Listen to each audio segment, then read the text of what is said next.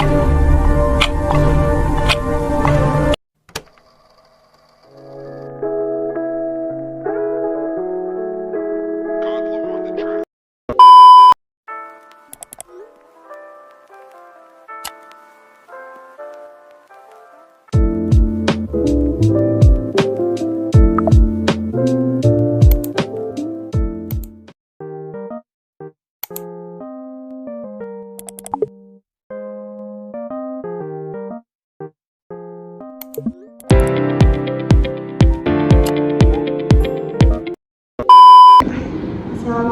warahmatullahi wabarakatuh. Halo semuanya, perkenalkan nama saya Alexandra Novia dari mahasiswi Stikes 1 Nusantara, Prodi Kebidanan dengan NIM 2304-12006.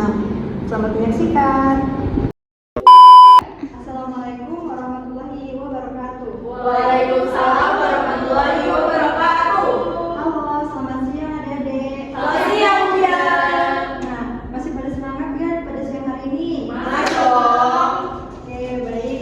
Kalau masih semangat, Bu Bidan akan melakukan tes semangat dulu ya.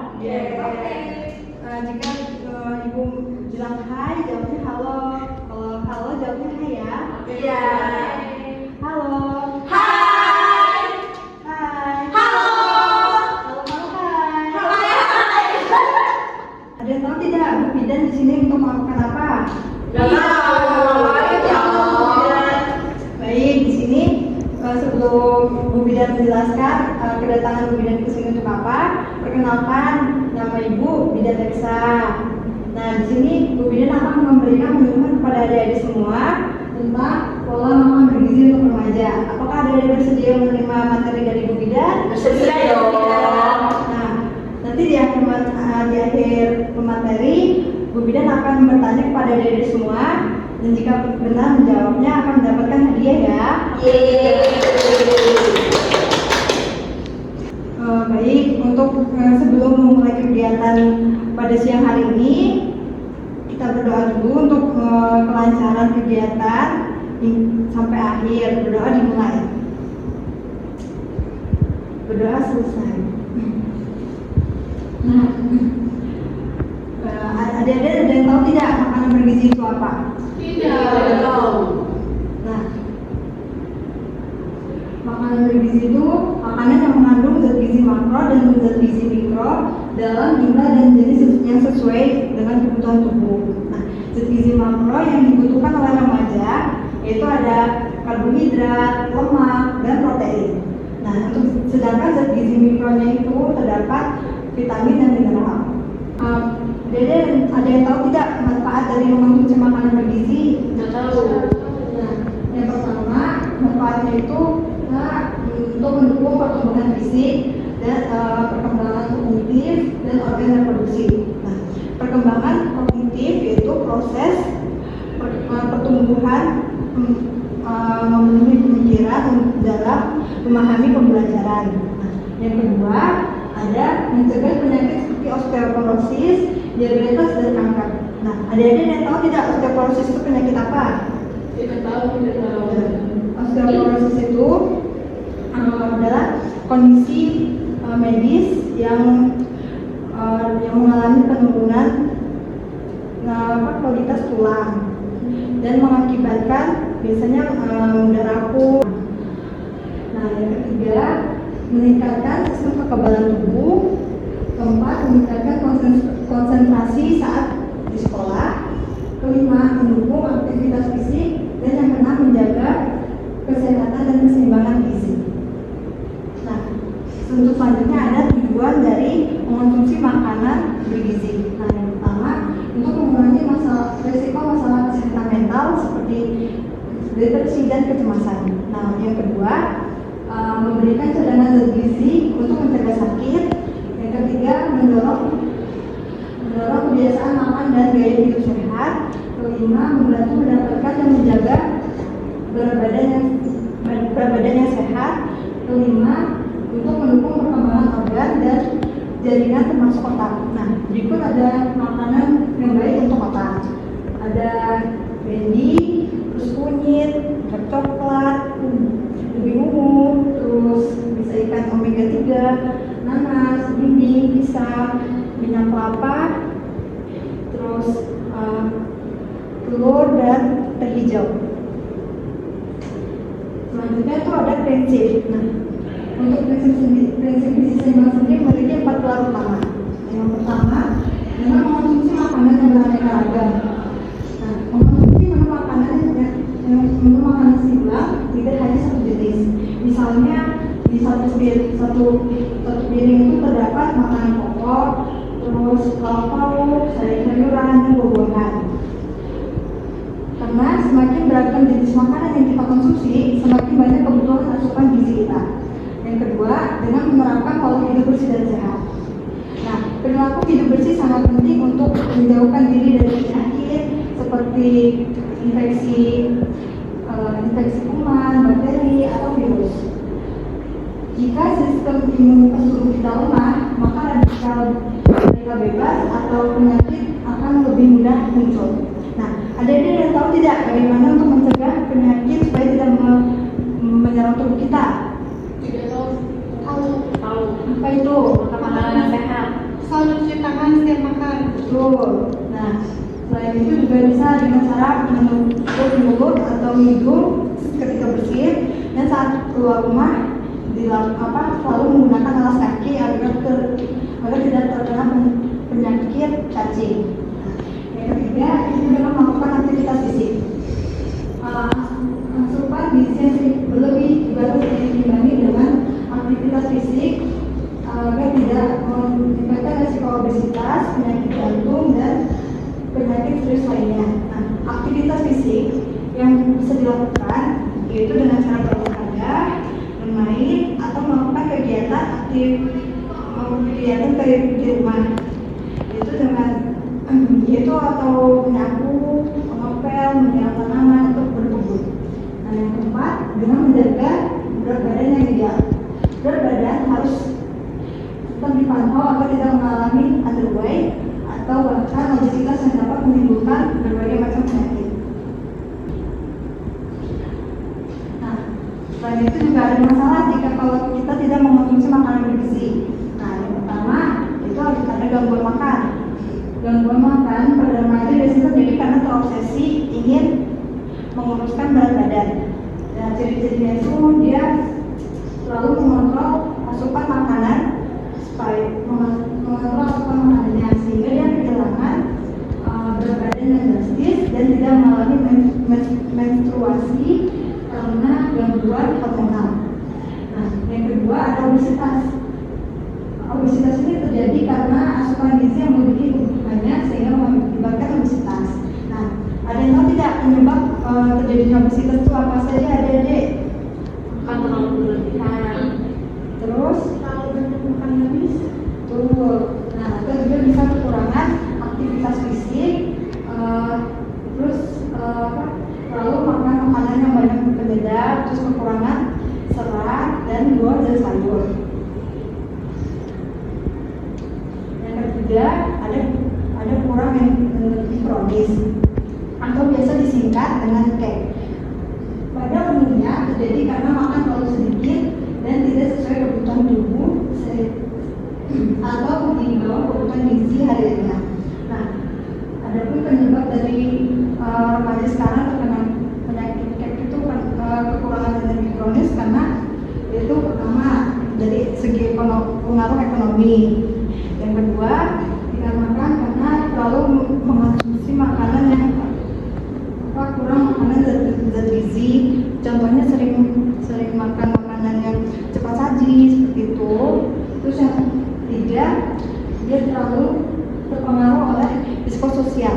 Psikososial itu seperti kayak aku pengen nih punya berat badan yang seperti anak itu, atau dia tidak percaya diri karena berat badannya tuh gemuk. Yang keempat ada anemia. Anemia sendiri itu adalah biasanya dijumpai oleh remaja. Atau penyebabnya itu karena dia kekurangan zat besi.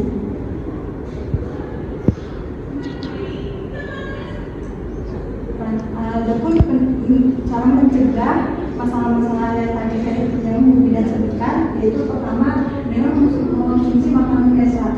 Ada yang tahu tidak makanan kaya serat itu seperti apa? Buah-buahan.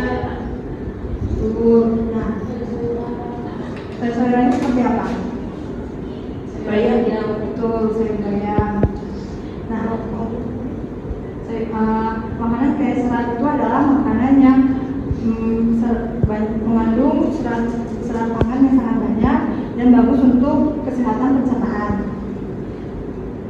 Sumbernya tadi yang sudah disebutkan, yaitu ada sayur bayam, buahnya bisa pepaya, semangka, dan melon. Terus yang kedua yaitu mengurangi makanan olahan dan minuman manis.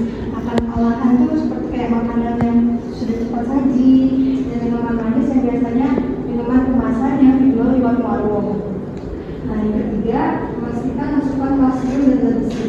Nah, kalsium, ada yang tahu tidak ada kalsium itu untuk kesehatan apa? Tulang. Betul. Nah, untuk sumbernya itu dari sumber kalsium itu biasanya dari apa? Dari susu, keju, dan yogurt. Nah, dan zat besi sendiri yaitu bagus untuk menjaga kekebalan tubuh, terus dan bagus juga untuk perkembangan otak. Tanda kekurangan zat besi bisa dilihat yaitu pertama dia mudah lelah, terus kulitnya pucat, denyut jantung tidak teratur, kesulitan fokus saat belajar, nafsu makan berkurang, dan lain-lain sebagainya. Nah, untuk sumber zat besi bisa kita dapat dari daging-dagingnya, daging ayam, daging sapi, terus hati ayam dan hati sapi juga bisa. Untuk sayurannya, sayur bayam dan kacang-kacangannya seperti kedelai. Nah, memenuhi kebutuhan yang keempat yaitu dengan memenuhi kebutuhan nutrisi harian. Kebutuhan nutrisi harian yaitu seperti kita mengonsumsi karbohidrat, lemak, protein, mineral, dan vitamin.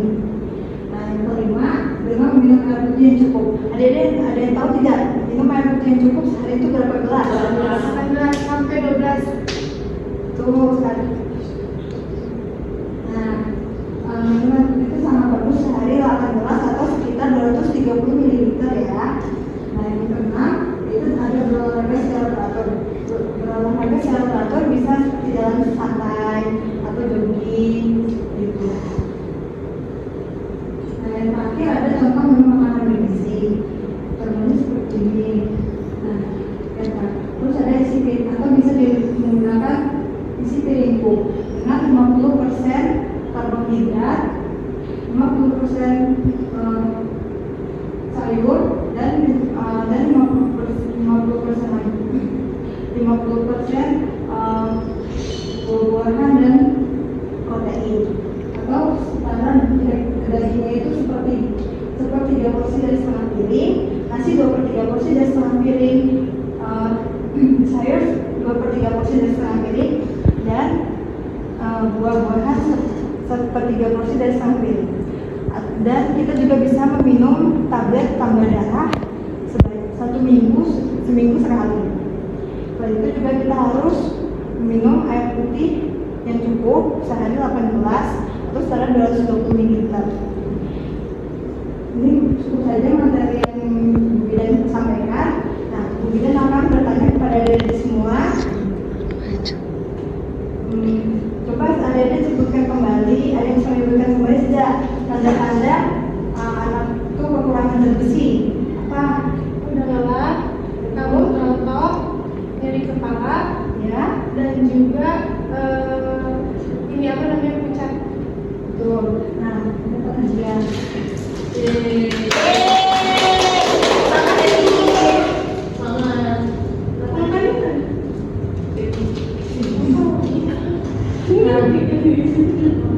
Nah, selanjutnya pertanyaan yang kedua, ada yang bisa menyebutkan tidak sumber makanan yang banyak seratnya? Ini adalah Salah satu buah atau apa aja? apa aja? Pepaya, melon, Hmm. semangka mungkin. Ya, Terus ini bayam, bisa juga. ya, betul. Ya, Sama kangkung. Betul sekali. Yeay, dapat. Terima kasih Bu Bidan. Yeay. Nah, selanjutnya pertanyaannya sebutkan kembali cara mencegah penularan penyakit. Ya, biar penyakit tidak masuk ke tubuh kita. Apa aja cara mencegahnya? Menjaga kebersihan, harus mencuci tangan sebelum makan, dan kalau misalkan mau keluar mau pakai alas kaki terus dan Betul sekali. makasih Bu Bidan. Ya, sama-sama. Yang terakhir,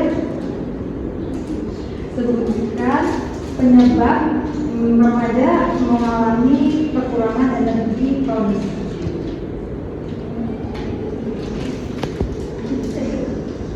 Itu bisa terjadi karena berat badannya turun, terus pola konsumsinya kurang, seperti itu Bu Bidan. Betul sekali. Terima kasih Bu Ya, Bidan. sama-sama. Nah, semuanya sudah mengerti kan apa yang sudah Bu Bidan sampaikan tadi? Sudah Bu Bidan. Terima kasih Bu Bidan. Ya, baik. Kalau begitu, Ibu ingin mengucapkan terima kasih kepada adik-adik semua telah menyimak materi yang Ibu sampaikan. Kurang lebihnya mohon maaf. Wassalamualaikum warahmatullahi wabarakatuh. Waalaikumsalam warahmatullahi wabarakatuh. Terima kasih Bu Bidan. Dadah. Terima kasih sudah menonton video penyuluhan dari saya. Jangan lupa untuk like, komen, share, dan subscribe. Semoga bermanfaat. Kurang lebihnya mohon maaf. Wassalamualaikum warahmatullahi wabarakatuh.